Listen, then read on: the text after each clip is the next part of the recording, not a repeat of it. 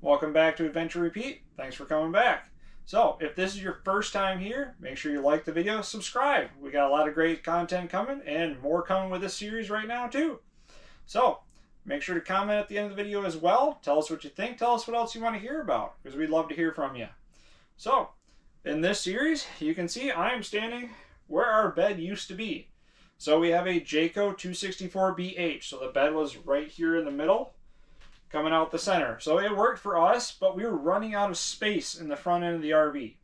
So anybody that has this type of model or has a similar model with a bed in the front, you only got like 1.5 feet on each side of the bed to change and do everything. You don't really have much space on the end of the bed or things like that to really change. And if you have adult kids, you really don't have a lot of privacy on this end of the RV without having to go to the other end to go to the bathroom to change in there. And that can get kind of inconvenient over time when somebody's in the bathroom or there's other people doing other things in the RV. So we wanted to change that.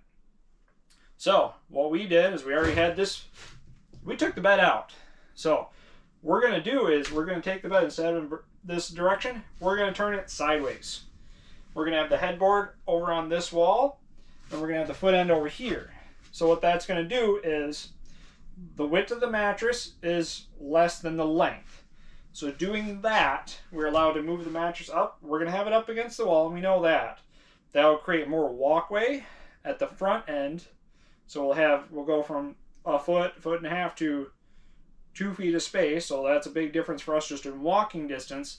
And then putting the headboard on this wall right here, that will give us more foot room over here and allow us more room to change and actually have more walkway around in that corner. So we still have the curtain that we can close and still create this as being a separate area, but that will give us more walkway around the bed and more usable space for changing and doing things like that. So we're actually moving the bed and turning it around. So what this series is about is reinventing the front end of the RV, showing that this is what we're doing. We've never done this before.